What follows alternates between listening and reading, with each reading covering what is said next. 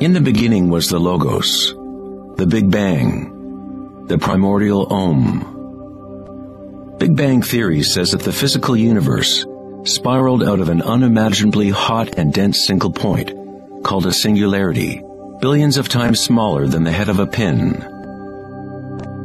It does not say why or how. The more mysterious something is, the more we take for granted that we understand it.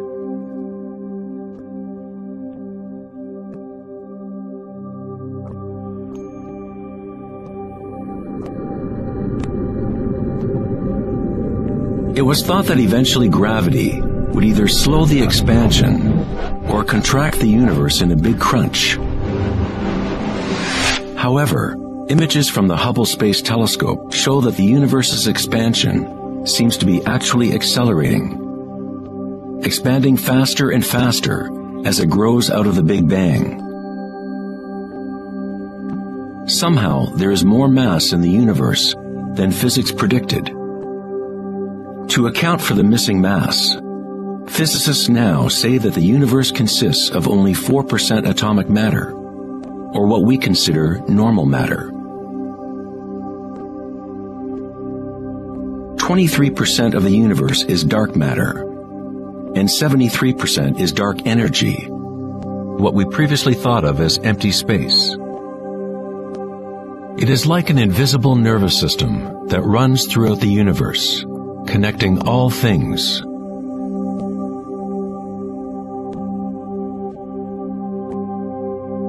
The ancient Vedic teachers taught Nada Brahma, the universe is vibration.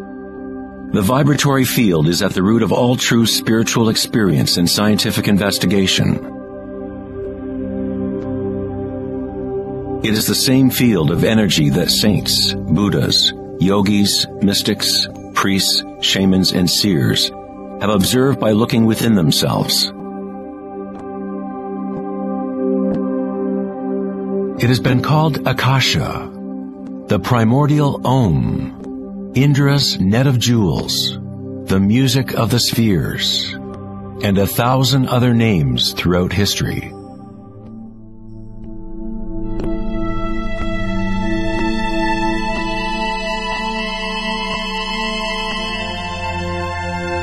It is the common root of all religions,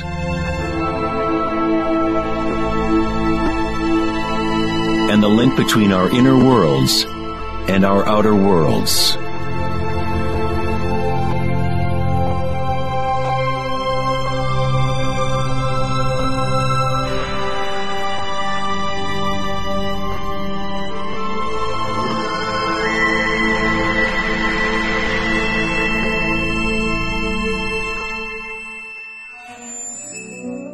In Mahayana Buddhism in the 3rd century, they described a cosmology not unlike the most advanced physics of modern day. Indra's net of jewels is a metaphor used to describe a much older Vedic teaching, which illustrates the way the fabric of the universe is woven together. Indra, the king of the gods, gave birth to the sun and moves the winds and the waters. Imagine a spider web that extends into all dimensions. The web is made up of dewdrops, and every drop contains the reflection of all the other water drops. And in each reflected dewdrop, you will find the reflections of all the other droplets. The entire web in that reflection, and so on to infinity. Indra's web could be described as a holographic universe, where even the smallest stream of light contains the complete pattern of the whole.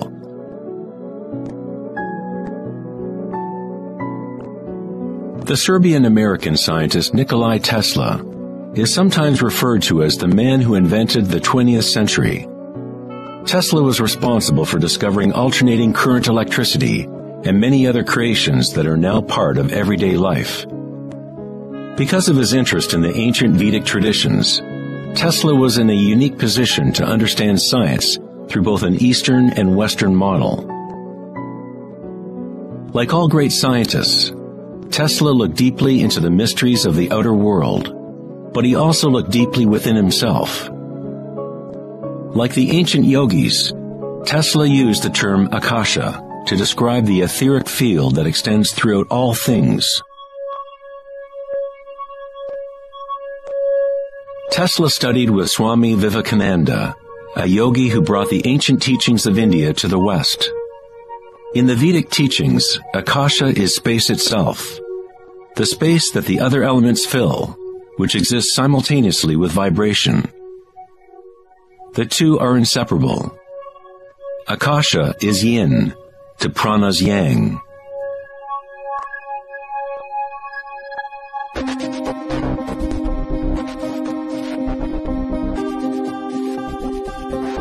A modern concept that can help us to conceptualize Akasha, or the primary substance, is the idea of fractals. It wasn't until the 1980s that advances in computers allowed us to actually visualize and reproduce mathematically the patterns in nature. The term fractal was coined in 1980 by mathematician Benoit Mandelbrot, who studied certain simple mathematical equations that, when they are repeated, produce an unending array of changing mathematical or geometrical forms within a limited framework. They are limited, but at the same time, infinite.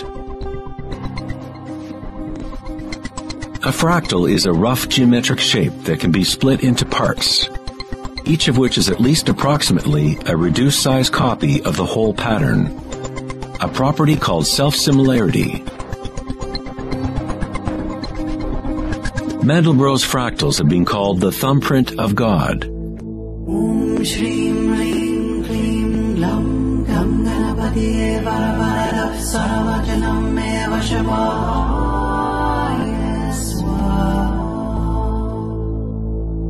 You are seeing artwork generated by nature itself.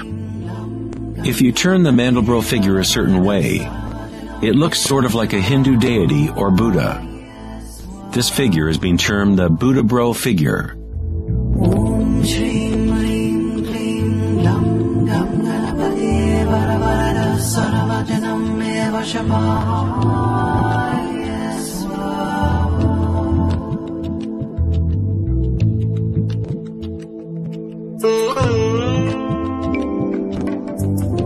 If you look at some forms of ancient art and architecture, you will see that humans have long associated beauty and the sacred with fractal patterns.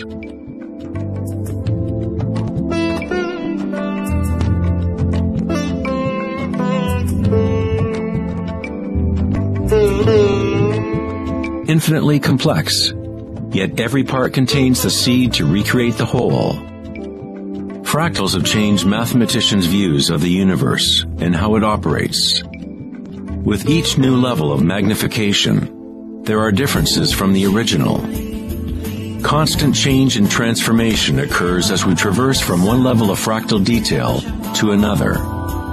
This transformation is the cosmic spiral, the embedded intelligence of the matrix of time-space.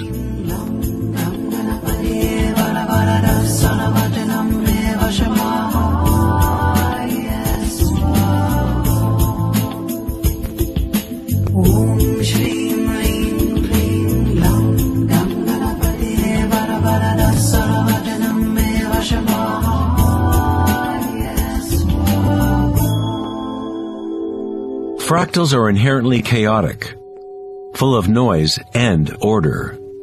When our minds recognize or define a pattern, we focus on it, as if it is a thing.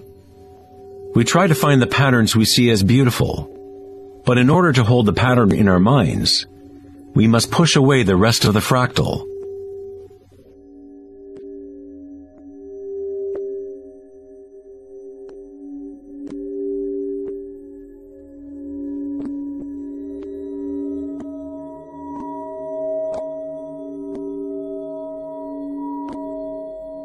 To comprehend a fractal with the senses is to limit its movement. All energy in the universe is neutral, timeless, dimensionless. Our own creativity and capacity for pattern recognition is the link between the microcosm and macrocosm, the timeless world of waves and the solid world of things. Observation is an act of creation through limitations inherent in thinking. We are creating the illusion of solidity, of things by labeling, by naming. The philosopher Kierkegaard said, "If you name me, you negate me." By giving me a name, a label, you negate all of the other things I could possibly be. You lock the particle into being a thing by pinning it down, naming it. But at the same time, you are creating it, defining it to exist. Creativity is our highest nature. With the creation of things comes time, which is what creates the illusion of solidity.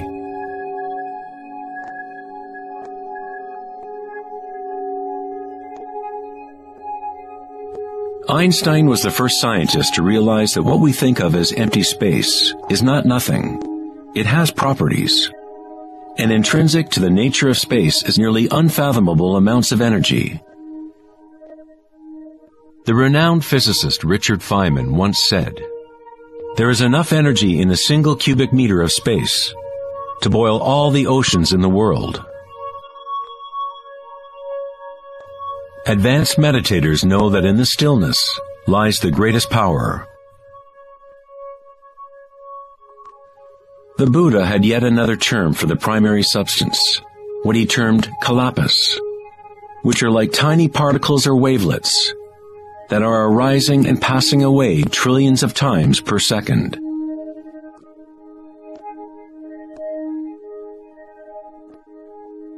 Reality is, in this sense, like a series of frames in a holographic film camera, moving quickly so as to create the illusion of continuity.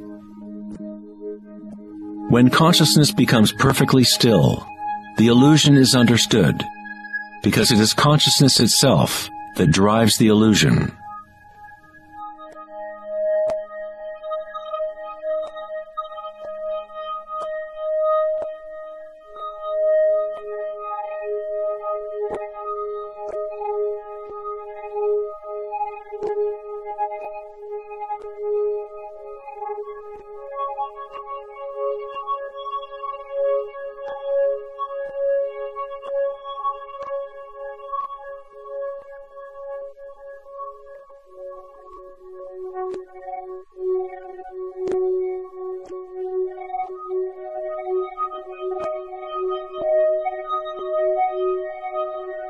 In the ancient traditions of the East, it has been understood for thousands of years that all is vibration.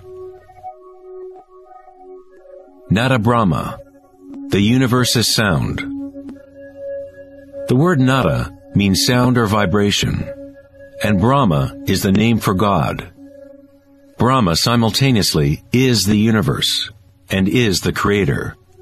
The artist and the art are inseparable. In the Upanishads, one of the oldest human records from ancient India, it is said, Brahma the creator, sitting on a lotus, opens his eyes, and a world comes into being. Brahma closes his eyes, and a world goes out of being.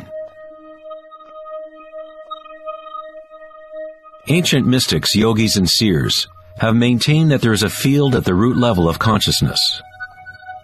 The Akashic field, or the Akashic records, where all information, all experience, past, present, and future, exists now and always. It is this field or matrix from which all things arise, from subatomic particles to galaxies, stars, planets, and all life.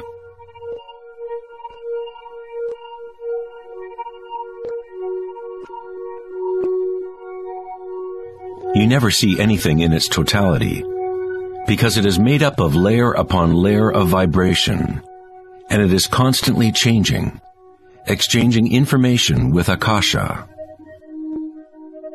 A tree is drinking in the sun, the air, the rain, the earth.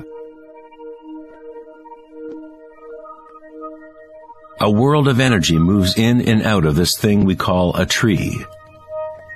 When the thinking mind is still, then you see reality as it is, all aspects together. The tree and the sky and the earth, the rain and the stars are not separate. Life and death, self and other, are not separate, just as the mountain and the valley are inseparable. In the Native American and other indigenous traditions, it is said that everything has spirit, which is simply another way of saying everything is connected to the one vibratory source. There is one consciousness, one field, one force that moves through all. This field is not happening around you. It is happening through you, and happening as you. You are the you in universe. You are the eyes through which creation sees itself. When you wake from a dream, you realize that everything in the dream was you. You were creating it. So-called real life is no different. Everyone, everything is you. The one consciousness looking out of every eye. Under every rock.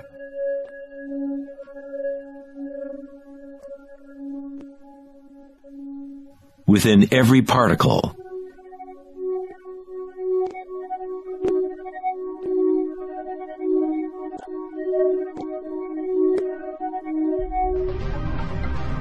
International researchers at CERN, the European Laboratory for Particle Physics, are searching for this field that extends throughout all things. But instead of looking within, they look to the outer physical world. Researchers at the CERN laboratory in Geneva, Switzerland, announced that they had found the Higgs boson, or the God particle. The Higgs boson experiments prove scientifically that an invisible energy field fills the vacuum of space. CERN's Large Hadron Collider consists of a ring 17 miles in circumference, in which two beams of particles race in opposite directions, converging and smashing together at nearly the speed of light. Scientists observe what comes out of the violent collisions. The standard model cannot account for how particles get their mass.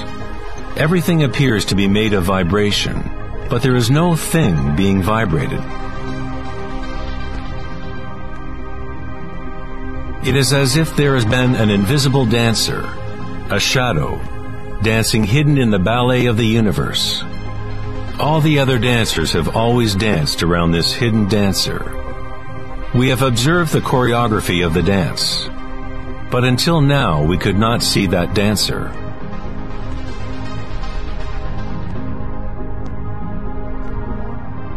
The so-called God particle, the properties of the base material of universe, the heart of all matter which would account for the unexplained mass and energy that drives the universe's expansion. But far from explaining the nature of the universe, the discovery of the Higgs boson simply presents an even greater mystery, revealing a universe that is more mysterious than we ever imagined.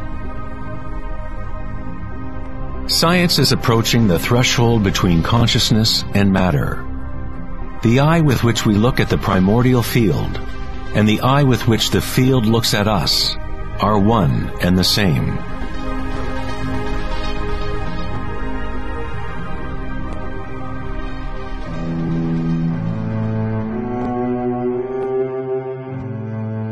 The German writer and luminary Wolfgang von Goethe said, "The wave is the primordial phenomenon which gave rise to the world." Cymatics is the study of visible sound. The word cymatics comes from the Greek root cyma, which means wave or vibration.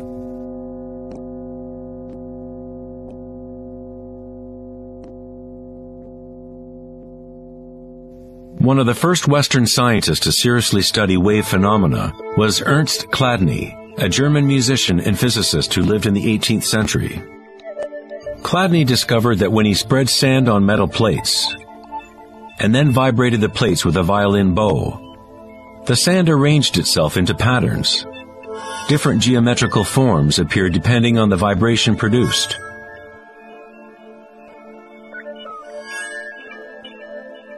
Chladni recorded an entire catalog of these shapes, and they are referred to as Chladni figures. Many of these patterns can be found throughout the natural world, such as the markings of the tortoise, or the spot patterns of a leopard.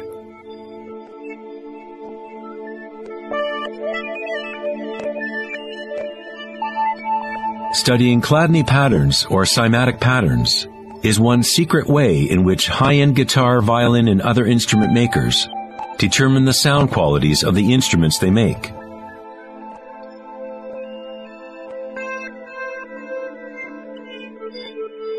Hans Jenny expanded on Chladni's work in the 1960s. Using various fluids and electronic amplification to generate sound frequencies, and coined the term cymatics. If you run simple sine waves through a dish of water, you can see patterns in the water. Depending on the frequency of the wave, different ripple patterns will appear. The higher the frequency, the more complex the pattern. These forms are repeatable, not random. The more you observe, the more you start to see how vibration arranges matter into complex forms from simple repeating waves. This water vibration has a pattern similar to a sunflower.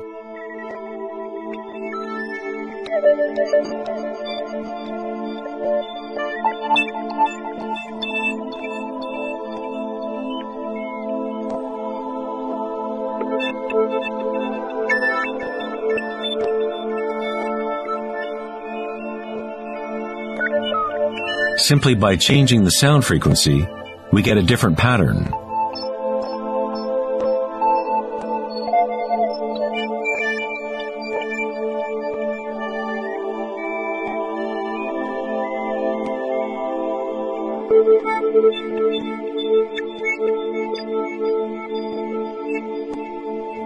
Water is a very mysterious substance.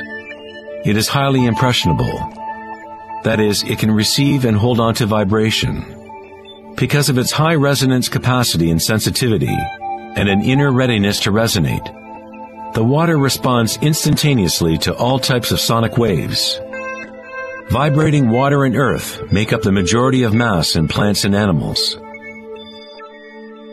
It is easy to observe how simple vibrations in water can create recognizable natural patterns. But as we add solids and increase the amplitude, things get even more interesting. Adding cornstarch to water, we get more complex phenomena.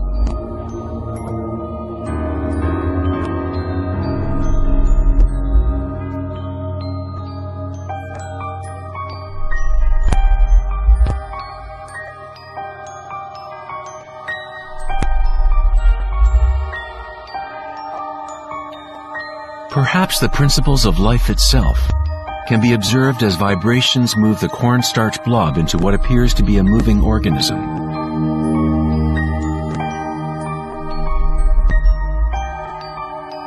The animating principle of the universe is described in every major religion, using words that reflect the understanding of that time in history.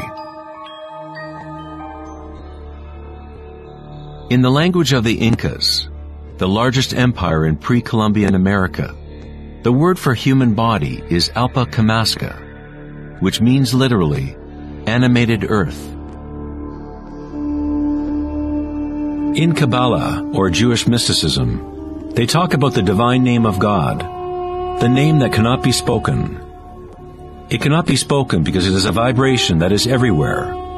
It is all words, all matter. Everything is the sacred word. The tetrahedron is the simplest shape that can exist in 3 dimensions. Something must have at least 4 points to have physical reality. The triangle structure is nature's only self-stabilizing pattern. In the Old Testament, the word tetragrammaton was often used to represent a certain manifestation of God. It was used when talking about the Word of God, or the special name of God, Logos or primordial Word.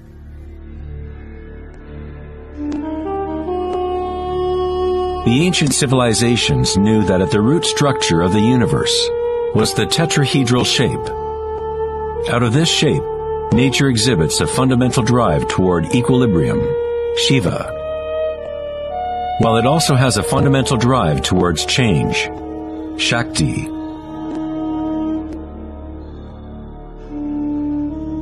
In the Bible, the Gospel of John usually reads, "In the beginning was the Word," but in the original text, the term used was logos.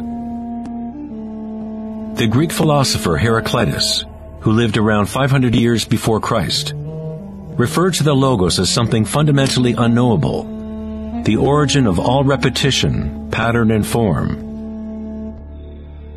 The Stoic philosophers who followed the teachings of Heraclitus identified the term with the divine animating principle pervading the universe.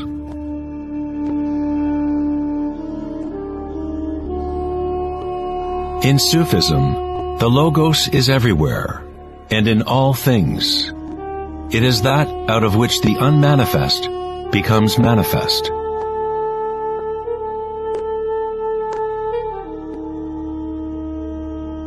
In the Hindu tradition, Shiva Nataraja literally means Lord of the Dance.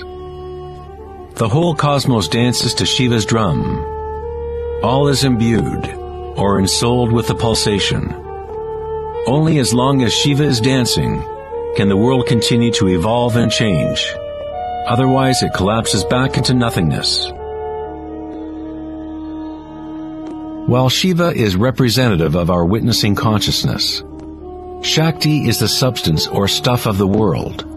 While Shiva lies in meditation, Shakti tries to move him, to bring him into the dance. Like yin and yang, the dancer and the dance exist as one. Logos also means unconcealed truth. He who knows the Logos knows the truth. Many layers of concealment exist in the human world, as Akasha has been swirled into complex structures, concealing the source from itself. Like a divine game of hide and seek, we have been hiding for thousands of years, eventually forgetting about the game completely. We somehow forgot that there was anything to find. In Buddhism, one is taught to directly perceive the Logos, the field of change, or impermanence within oneself through meditation. When you observe your inner world, you observe subtler and subtler sensations and energies as the mind becomes more concentrated and focused.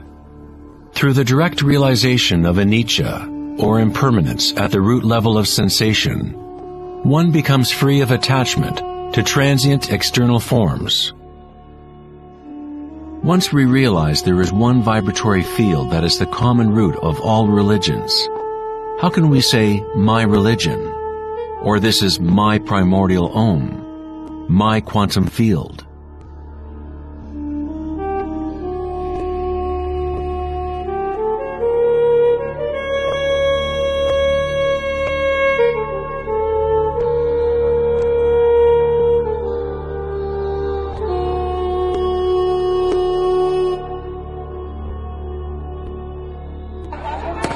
The true crisis in our world is not social, political, or economic. Our crisis is a crisis of consciousness, an inability to directly experience our true nature, an inability to recognize this nature in everyone and in all things.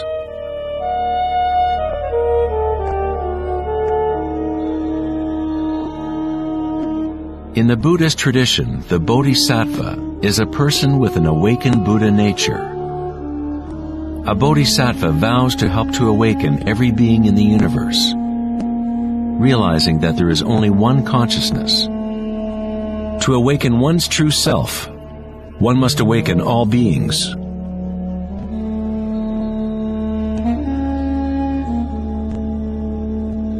There are innumerable sentient beings in the universe.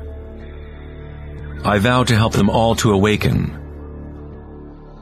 My imperfections are inexhaustible. I vow to overcome them all. The Dharma is unknowable. I vow to know it.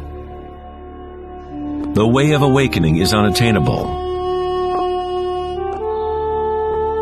I vow to attain it.